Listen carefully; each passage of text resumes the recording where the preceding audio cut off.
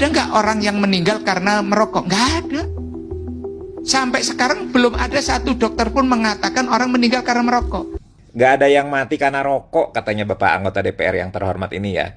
Dan kita harus akui ya, beliau itu betul banget. Nggak ada dokter yang nulis di surat kematian, sebab kematiannya rokok filter 12 batang sehari sejak SMP. Nggak ada. Bener juga, nggak ada orang yang mati gara-gara nggak pakai helm.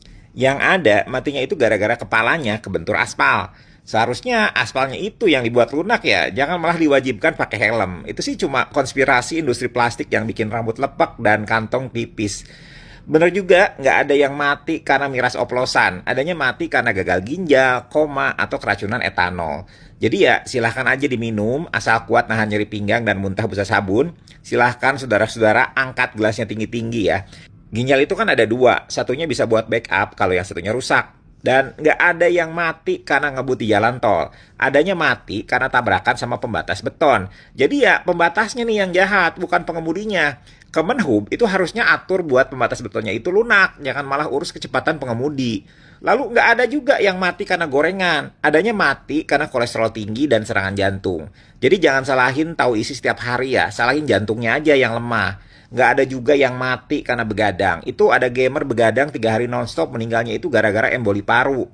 Jadi wajar aja kalau nonton drama Korea sampai subuh itu. Nggak ada masalah. Yang salahnya itu bukan begadangnya, tapi jantungnya aja yang baperan. Nggak ada juga yang mati karena malas olahraga. Adanya mati karena obesitas dan gula ketinggian.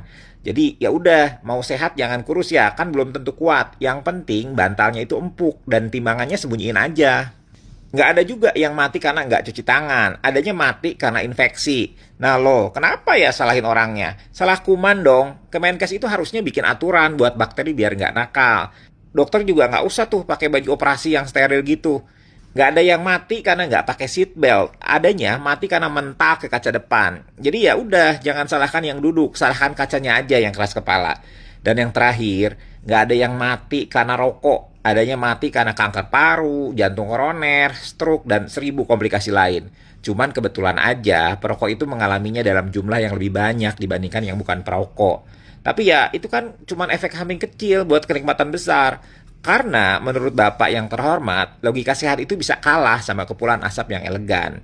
Lucunya, kalau semua berbahaya di dunia ini kita ukur pakai logika nggak ada bukti langsung, ya nanti bisa aja muncul berita baru. Nggak ada yang mati karena gravitasi, adanya karena jatuh dari lantai 3. Nah, kalau udah begitu, mungkin yang perlu diatur itu bukan rokok, tapi cara berpikir kita biar nggak ikut terbakar asap retorika.